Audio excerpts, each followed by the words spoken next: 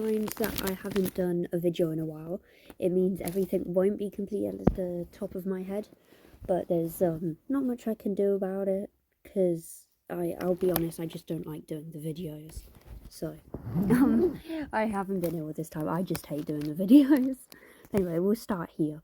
This is where I've sort of experimented for the cover, what I want it to look like. So I chose a few different colour schemes. Okay, let me read out the text. Now that I have figured out how to make the cover, I actually need to design it. I will originally colour it in traditionally, then edit it and add the title digitally. I printed out copies of the drawings I have digitally rendered so far and used coloured pencils and watercolour to colour them in for some variation. For this first attempt, which you can see is this blue one, I didn't like how streaky the colours turned out, and although I will take photos of these and add titles and edit out the imperfections, I just wasn't motivated to finish this one. For this second one, I like it, the colours and how I layered them on the hair, but I went for a aquatic theme for this illustration, and I don't think the colours really represent that. Besides, all these colour themes I'm making are just experimental anyway, and won't be the final cover. I'll tidy up the final cover later and make it a mix of all my favourite elements. Now this one? No. This one. There it is. This is my favourite colour scheme. I spelt favourite wrong. As it looks monstery and aquatic, however the background is way too streaky and the colouring on the choker is messy. I also don't like how the lip gloss sort of blends into the hair, like the lid of it. You see this part over here. I like this one, but it doesn't. I like how I coloured this one, but it doesn't fit the theme. Plus, as a cover, it isn't really great as your eyes aren't drawn to it. It gives no inspiration and the greys and blacks are so dull and boring. It doesn't draw your attention, so imagine you were in a shop. You wouldn't see that and say, oh, that really catches my eye, while the other one does. These next ones are the watercolour ones. I used watercolour for this one and I don't like it. It was a lot hard to control where the colours went and it didn't give me the same sketchy look that I was after. And for this one, I tried using the watercolour again with a different colour scheme, but it's too similar to a character that already exists, such as Starfire from like Teen Titans. So realistically, if I did publish this, I would probably get copyrighted. I also hate how the watercolour warps the paper, and since this will be the type of paper I use in the book, I don't particularly want to show watercolours on the cover when it isn't really compatible. It's sort of misleading marketing. This is the other illustration I've done, and I did the same thing, which was just print the design over and over again. Although I did have trouble printing this one because I accidentally used paper too thick, so I could only use these two because otherwise the printer got jammed. It was kind of a pain.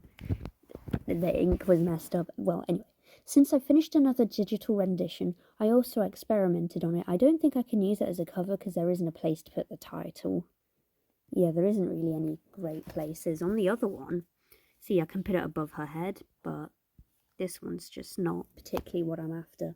Same as before, similarly to the drawing on the other page, she looks too similar to an already existing character, which is Ragatha from The Amazing Digital Circus. I decided to experiment with the background, but it looks too busy. Yeah, all the polka dots are quiet. There's a lot going on.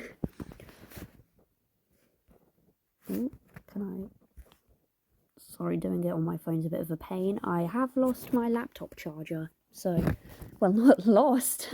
It's broken. And I ordered another. Do you know what? That doesn't matter. What the digital rendition of my second illustration looks like.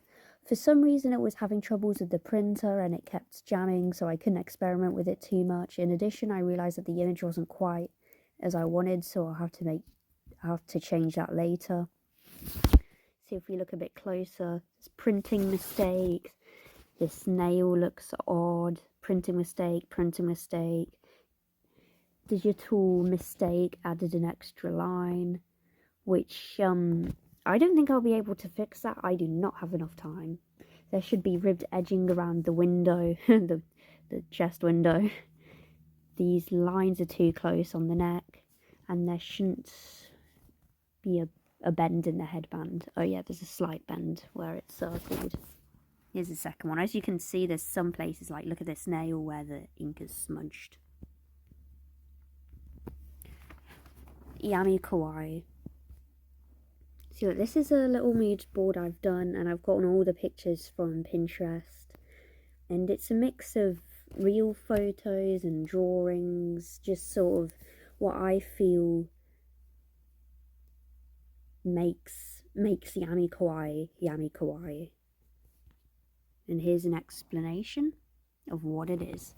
I chose to do research on Yami Kawaii as it has a lot in common with my existing theme, and I've always taken an interest in it. I thought I could use some commonly used symbols / motifs for the repeating patterns on the other side of the colouring pages, because I'm pretty sure I've mentioned this, but I'll have the colouring pages, and then on the other side I'll have little symbols and patterns. So it means not only do I have to do less illustrations and still have like a thicker book, but also you don't, because sometimes if you colour on one side it ruins the other side, so we don't want that to happen. Using my research on Yami Kawaii, I could further evolve my illustrations and use the aesthetics to bring awareness to mental health, because Yami Kawaii is based off of mental health. It originated in Japan, which is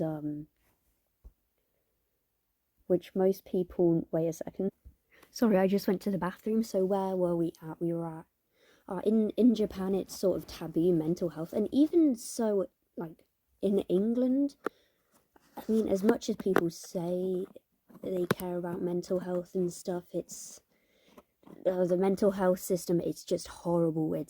I mean, I don't need to say, but it's not great. Anyway, key terms. Menhera. The term Yami Kawaii is closely linked to the Menhera subculture, which derived from the slang term mental healthier. This community began on online forums as space for individuals to discuss mental health. The Yami Kawaii aesthetic originated from vent art shared within the community. Vent art is essentially art where you put your emotions into it. I know that's a lot of art, but it's sort of when you put negative emotions into it. And here's sort of visual motifs, so what I can use for the other side of the page, which is syringes, pills, bandages, eye patches, razor blades, knives, nooses, cynical text, plasters, stitches, scars, pink blood, and stylized gore. So you can kind of see how it links to mental health. Is this the same one? Can I? Oh, fabulous. Yami Kawaii is a cute Japanese aesthetic that translates to sickly cute or ill cute. It pairs a generally cute appearance with explicit motifs related to mental anguish, physical illness, and self-destructive behavior, using this as a form of cathartic expression to challenge mental health taboos. So it's kind of mentioned there what I just said. Key terms. Menhera-chan, an unofficial mascot of Yami Kawaii, created by, I am not even going to say that, so I'm not, I don't butcher it. She evolved into a powerful but controversial symbol in mental health in Japan. She's controversial because she's from a manga. I don't think I've written this down, but she's from a manga, and it's essentially a magical girl, but to get her powers she cuts herself. So you can kind of see how that's an issue. A lot of people think it's romanticizing it. I think it is, personally, but she looks cute nonetheless, and you can actually see her right here. See this girl with the pigtails? That is Menhera. Oh, wait. Okay, this last one, key term. Cathartic expression. The main purpose of this style is to provide a cathartic outlet by visually externalizing their internal suffering while maintaining a cute appearance. This is where we look at the repeated icons. So as you can see at the top, I've got some references, and it said now I'll be working on the back side of the colouring pages by making a simple icon, digitally rendering it, and copying and pasting it to get a page of patterns. Here I've got some of the icons / motifs, and as you can see, they're all sort of based on what I did the research on and the list I made earlier. Okay, let's start off with the analysis on the syringe. I should make it slightly different version where the liquid is in other positions, because when I make the pages, I'll be flipping them and turning them at different angles, and you'll be able to tell that I've only got one icon of the syringe, so I want to make it a bit different. There's a cross here, which is a bit wonky, kind of boring.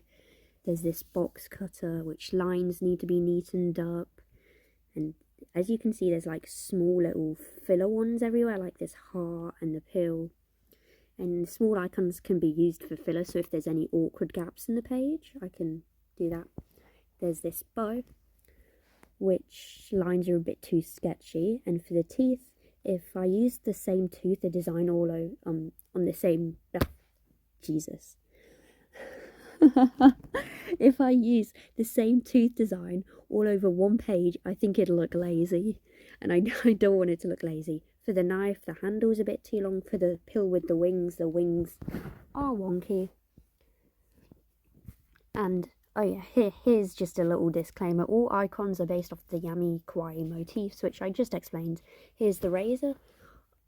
I need the holes to go a bit further. And there's this heart with bones. The bones shouldn't bend.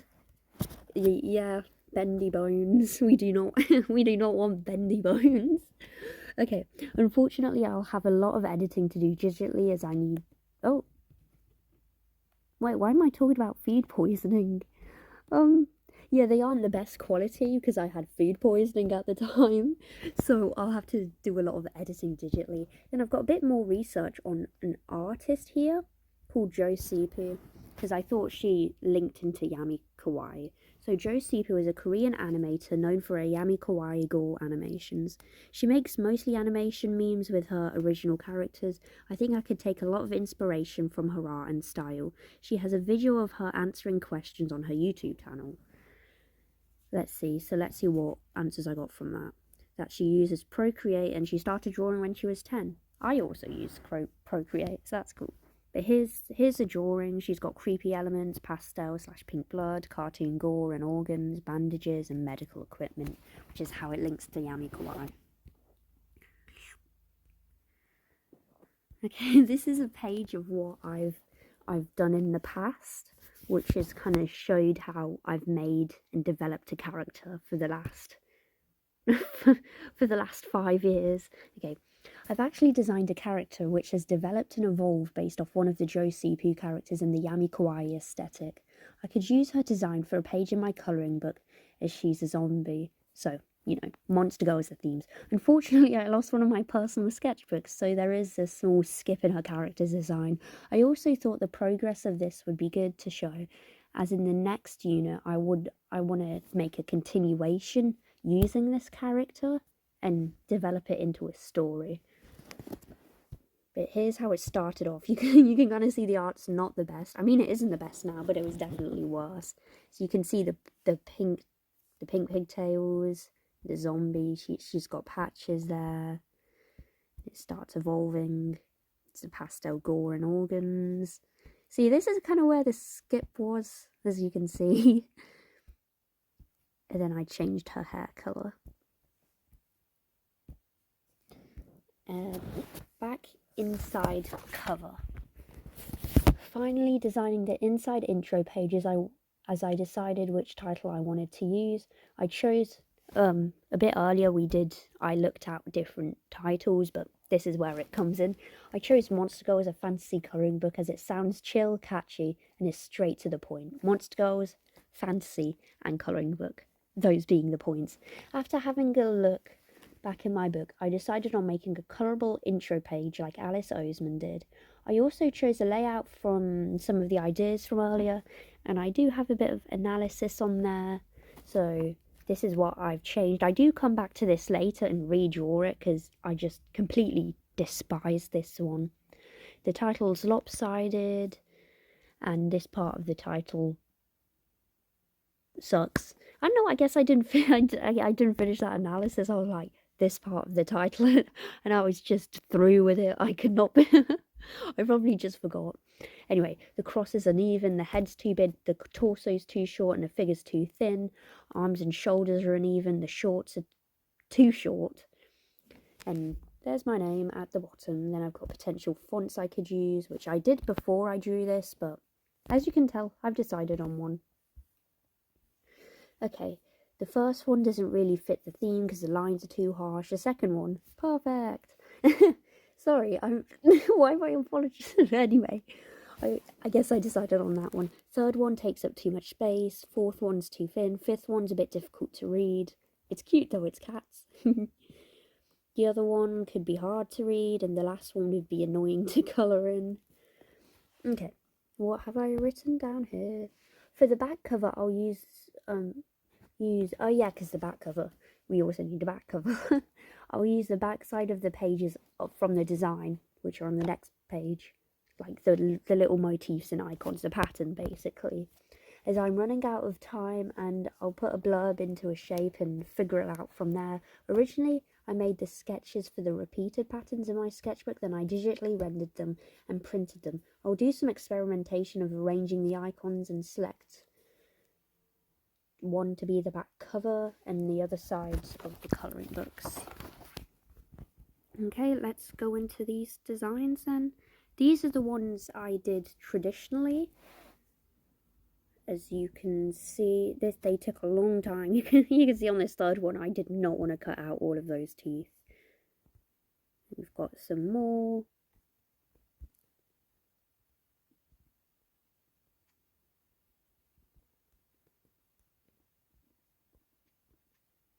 Okay, let me just go over that because I'm looking at.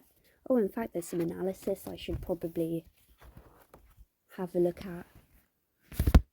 I didn't like these little thingies over there, you know, that it looks like it shouldn't be there, and the designs are a bit too big, and I should remove this little thing. Cute designs, but the design cut off. I don't like the spacing here. And this, it's smaller than A5. There's too much free space and illustration is cut off. A lot of reading. Okay, backup page design. For a quick recap, I'm making designs which will be on the back of the illustrations I make so that I won't waste pages by having one side blank, but I don't have to draw twice the amount of illustrations. And if someone is colouring it in, if the colours leak to the other side, it won't matter as much. At first I made each icon which will be used to make a design, then I digitally rendered them, put them onto a Word document and printed them so I could experiment with the composition. After, I made a few designs, photocopied them, photocopies on next page. And here's the pros of the methods and the cons. The pros: looks detailed, size of icons are always the same, more intricate designs. In person you get to see how it looks A5, cutout/glue lines don't appear. Cons: takes a really long time for cutting and sticking, uses a lot of paper, and you can't change or flip the sizes of icons. The second method I did was completely digital. I used the digitally rendered icons and made designs that way. Since I'm not confident digitally, I only properly started doing it this unit. I struggled with the scale and proportioning. The pros: way quicker, can come up with more ideas, can play around with the size and use digital tools, uses/wastes less paper. Cons: sometimes when moving things around, I've accidentally changed sizes of things when I didn't want to. I can't select A4 or A5 canvas, so the proportions are phone proportions. I'm not sure. Icons can lose quality, so if you make them bigger, they can become all pixelated. In conclusion, I'll be using the first method's results. Although I'd like to explore more compositions, I don't have the time as this is a big project. To have them on the back of the illustrations, I will print out my illustrations, put them back into the tray for the printer, flipped over, and then print out the designs on them. Okay, and then I think we're moving on to the analysis. So you may recognize these are the stick-on ones from earlier, but I photocopied them, and here's the analysis for it. Okay, let's look at this first one. I accidentally didn't put the design on the photocopier properly, so it cut off. This is relevant for all of these, but they're just under A5, but I can alter them digitally later. There are also some gaps in the lines. I'll have to up the density, and I wish the pores on the cutter was more even, but I don't have enough time to change it. And now this one, I cut this wrong on the guillotine, so you can see my sketchbook binding, so I'll have to be more careful next time. Which one are we on? Okay, we're on this one now. Okay, I like how there isn't a specific pattern on this one and it's random. I'm considering this one for the back cover, and the lines on the teeth look bolder than the other icons, which is a bit irritating. See, they stand out a bit more. And this one, I'm not a huge fan of some of the gaps. The design's a bit repetitive and boring.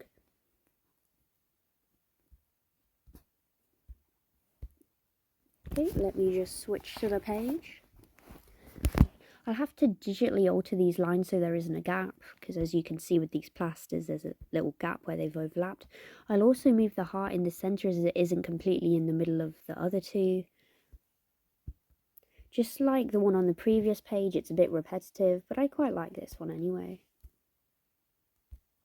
Here's the teeth one. Also repetitive. I feel as it's clear that not much effort was put into this one, and I don't like the huge gaps in the middle, and it was cut off by the photocopier. Oh, and these are the digital ones. So as you can see, it's phone proportions because I had to do it on my phone. Yeah, not fabulous. And here are the reference images. See, like this is Menhera, but I used her for the inside cover. Here's the reference images. And these are primary photos because I haven't taken any, so I'm going to be using these for the monsters further on, like maybe make one based off a cat, dinosaur, fish, this swirly pattern, spider, mushrooms, pigeon. I like that pigeon. Fun fact, this pigeon was either a mum pigeon or a dad pigeon. They just had like little babies and there was a nest. There was like squabs, baby pigeons. They were so silly. No, wait, I think this is the dad because the mother had. No, this must be the mother because pigeons keep milking their neck and look how big her neck is. The more you know. I took these photos so I can take features from them, such as wings, tentacles, and ears, and add them to my monster girls. So here's sheep, octopus. See, this is an awesome picture of a seagull, by the way. So that's about it. I think I've added more planning as well. Yeah, this is the planning for Christmas. Okay, that's the video done with. I'll see you whenever the next video is.